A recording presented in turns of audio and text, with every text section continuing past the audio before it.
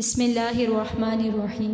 واقعہ کربلا میں جہاں حسین ابن علی علیہ السلام کے ساتھ اصحاب اہل بیت الاطہار اور جانثار ساتھی موجود تھے، وہاں ایک ایسی بہادر، دلیر اور نڈر خاتون بھی آپ کے خیموں میں موجود تھیں جس نے واقعہ کربلا کے شہیدوں کا خون اپنی چادر تطہیر کے ساتھ صاف کیا اور کربلا کی تپتی ریت پر ایسا کردار ادا کیا کہ تاریخ قیامت تک اس خاتون کو سلام پیش کرے گی اور یاد کرے گی۔ کربلا میں صبر و رضا کی پیکر اس عظیم خاتون کا نام زینب بنت علی تھا، جو نبی کریم صلی اللہ علیہ وآلہ وسلم کی نواسی سیدہ فاطمہ الزہرا اور جناب علی کرم اللہ وجہ کی بیٹی تھی۔ سیدہ زینب سلام اللہ وجہ 5-6 ہجری کو مدینہ منورہ میں پیدا ہوئی۔ آپ کے شوہر عبداللہ بن جعفر تھے، جو حضرت جعفر طیار کے بیٹے تھے۔ آپ سلام اللہ حضرت علی رضی اللہ تعالیٰ عنہ کے دور خلافت میں خواتین کے لیے تفسیر قرآن کا درس دیا کرتی تھیں۔ واقعہ کربلا میں آپ علیہ السلام اپنے بھائی امام حسین کے ساتھ کربلا میں موجود تھیں۔ یوم عاشوراء کے آخری الوداعی موقع پر حضرت امام حسین نے حضرت زینب سے نماز شب میں اپنے حق میں دعا کرنے کی سفارش کی۔ کربلا میں جنگ کے بعد سیدہ زینب کو دوسرے اسیروں کی طرح اسیری کی حالت میں وہاں سے شام بھیجا گیا۔ کوفہ اور دربار شام میں زینب کے خطبات بہت مشہور ہیں۔ آپ بہت سارے مصائب کا شکار ہوئیں، اس لیے آپ کو ام المصائب کا لقب دیا گیا۔ حضرت محمد صلی اللہ علیہ وآلہ وسلم کا وصال، اپنی والدہ اور والد کے زندگی کی سختیاں، شہادت امام حسن، واقعہ کربلا اور کوفہ و شام کی اسیری، یہ تمام آپ کے مسائل زندگی ہیں۔ لٹے ہوئے قافلے کو شام لایا گیا اور شام کے گلی گھروں کوچوں کو سجایا گیا، اس طرح سے سجایا گیا جیسے کوئی جشن کا سما ہو۔ روایات بتاتی ہیں کہ جب اس قافلے کو دربار یزید میں لایا گیا تو اس قافلے کو اتنی دیر کھڑا رکھا کہ پیروں پر ورم آ گئے۔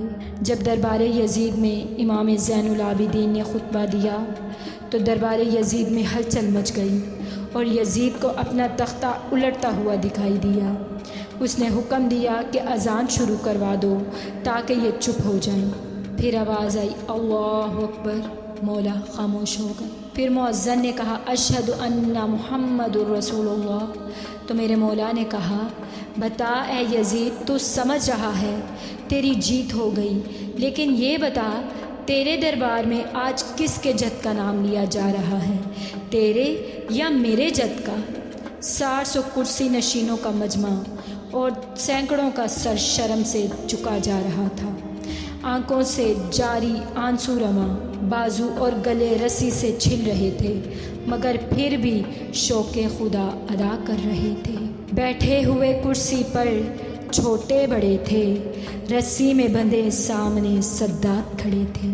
الغرض یزید اپنی فتح کے نشے میں مست تخت پر بیٹھا ہوا تھا کہ تشت میں سر حسین لایا گیا۔ یزید نے اسے اپنی چھڑی سے مولا کے دندان مبارک سے گستاخی کرنا شروع کر دی اور بار بار چھڑی کو دندان مبارک پر پھیرتا، بس یہ دیکھنا تھا کہ جناب سیدہ زینب سے نہیں رہا گیا۔ بھائی کی یہ حالت دیکھی شہزادی کو جلال آیا، کھڑی دربار یزید میں لہجہ مولا علی میں خطبہ شروع کیا۔ روایات میں مختلف الفاظ میں خطبے کے الفاظ ہیں، مگر درج ذیل تعریف اللہ کے لیے جو ساری کائنات کا پروردگار ہے، اور درود و سلام رسول و اہل بیت رسول پر۔ کتنی سچائی ہے پروردگار عالم کے اس ارشاد میں کہ آخرکار جن لوگوں نے برائیاں کی تھیں ان کا انجام بھی بہت ہی برا ہوا، اس لیے کہ انہوں نے اللہ کی نشانیوں کو جھٹلایا تھا اور وہ ان کی ہنسی اڑاتے تھے۔ کیوں یزید زمین و آسمان کے تمام رستے ہم پر بند کر کے اور خاندان نبوت کو عام قیدیوں کی طرح در بدر پھرا کے تو نے سمجھ لیا کہ خدا کی بارگاہ میں ہمارا جو مقام تھا اس میں کوئی کمی آ گئی اور تو خود پر بڑا عزت وار بنا پھرتا ہے؟ ہاں پھر تو اس خام خیالی کا شکار ہے کہ وہ المیہ جس سے ہمیں تیرے ہاتھوں دو چار ہونا پڑا، اس سے تیری وجاہت میں کچھ اضافہ ہو گیا۔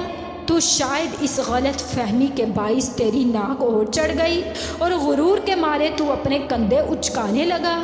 ہاں، یہ سوچ کر تو خوشی سے پھولا نہیں سما رہا ہے کہ تیری مستقدانہ حدیں پھیل رہی ہیں اور تیری سلطنت کی نوکر شاہی بہت مضبوط ہے۔ ہو سکتا ہے تو یہ بھی سمجھ بیٹھا ہے کہ خالق عالم نے ہماری مملکت میں تجھے بغیر کسی خطرے کے پھیل کر اطمینان سے اپنا حکم چلانے اور منمانی کرنے کا حکم دیا۔ تو نہ تو ہماری شہرت کو کم کر سکتا ہے اور نہ ہی اس موقف میں ہے کہ جو مقبولیت ہمیں حاصل ہے اسے متاثر کر سکے۔ پھر یہ بھی تیرے بس میں نہیں کہ ہماری فکر کو پھیلے اور ہمارے پیغام کو نشر ہونے سے روکے، نیز تو ہماری مقصد کی گہرائی تک پہنچنے اور غرض و غارت